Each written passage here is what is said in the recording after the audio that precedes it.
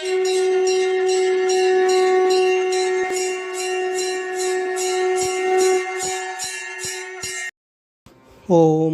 ஸ்ரீ குருப்யோ நம.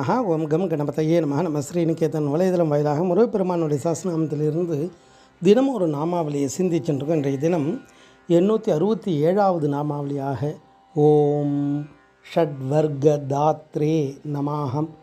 முருகப்பெருமான இந்த நாமாவளி 6 உத்தம குணங்களையும் அளிப்பவருக்கு நமஸ்காரம் அப்படின்னு வர்ணிக்கிறது. அதாவது பக்தர்களுக்கு நல்ல சேர்க்கையை தருபவராக குமார பரமேஸ்வரன் இருக்கார்.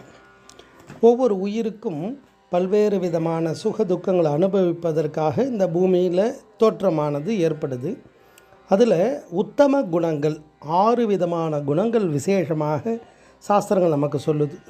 அது சமம், தமம், உபரதி, பொறுமை, சமாதானம், ஸ்ரத்தை அப்படின்ற 6 உத்தம குணங்கள். வர்க்கா அப்படின்னா வகை, பகுதி, அதாவது வர்க்கம். இது எத்தனை விதமாக இருக்குது அப்படின்னு அது மாதிரி 6 வகை இறைவன் நமக்கு கொடுக்குறாராம்.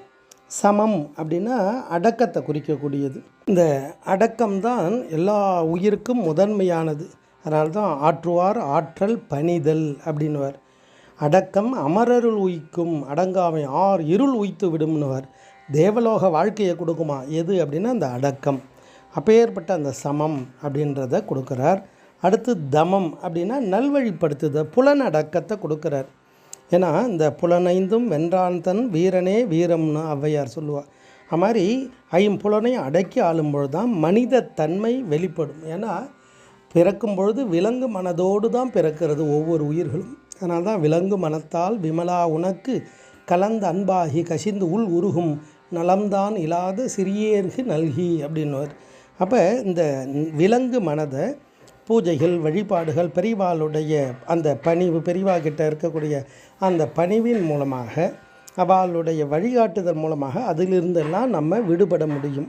அதுதான் தமம்னு பேர். அடுத்து உபரதி அப்படின்னா இதுக்கும் விடுபடுவது. அதாவது சிற்றின்ப அனுபவத்தில் வெறுப்பு வரக்கூடியது. எத்தனையோ இன்பங்கள் இந்த உலகத்தில் இருக்குது. அதெல்லாம் சில காலம்தான் இருக்கும். அது மீது ஒரு வெறுப்பு ஏற்படக்கூடிய அந்த மனதை அடக்கக்கூடிய ஆற்றல், அதாவது புத்தி சக்தி பிரகாசிக்கிறது. இதுக்கெல்லாம் உபரதிகின்னு பேர். அப்போ அந்த சக்தியை கொடுக்குறாராம். மனதில் என்ன தேவைன்னா மனதை அடக்கணும். அப்போ மனதை அடக்கும் பொழுது தான் நமக்கு எல்லா விதமான சக்திகள் எல்லாம் வெளிப்படும். அடுத்து பொறுமையை கொடுக்குறார். பொறுமை அந்த புலனடக்கங்களால் இதெல்லாம் வரக்கூடியது பொறுமை. அந்த பொறுமையை கொடுக்குறார். அடுத்து சமாதானம், அதாவது ஒத்த விட்டு கொடுத்து போகிறது, பிரச்சனைகள் இல்லாமல் மனதை ஒத்த கருத்தோடு இருக்கிறது. இதுக்கெல்லாம் சமாதானம். ஏதாவது ஒரு பொருளை கொடுத்தாவது அவளை சாந்தப்படுத்தி ஒரு சாந்தமான ஒரு வாழ்க்கையில் இருக்கிறது, அதுக்கு சமாதானம். அடுத்து ஸ்ரத்தை, அதாவது ஆழ்ந்த நம்பிக்கை, மத சம்பந்தமான சடங்குகளில் ஆர்வம். அதாவது இதெல்லாம் இந்த ஸ்ரத்தா அப்படின்னு பேர். இந்த சக்தியெல்லாம் இறைவன் கொடுக்குறார். அப்போ இந்த 6 உத்தம குணங்களை ஒரு மனிதன் அடையும் பொழுது அவனுக்கு எல்லா விதமான பாக்கியங்களும் தானாக கிடைக்கும். கந்தர் அலங்காரத்தில் அழகாக வர்ணிப்பார். தடுங்கோல் மனத்தை விடுங்கோல் வெகுளியை தானம் என்றும் இடுங்கோல் இருந்தபடி இருங்கோல் எழுபாரும் உய்ய கொடுங்கோப சூருடன் குன்றம் திறக்க தொலைக்க வைவேல் விடும் கோன் அருள் வந்து தாமே உமக்கு வெளிப்படுமே அப்படின்வார்.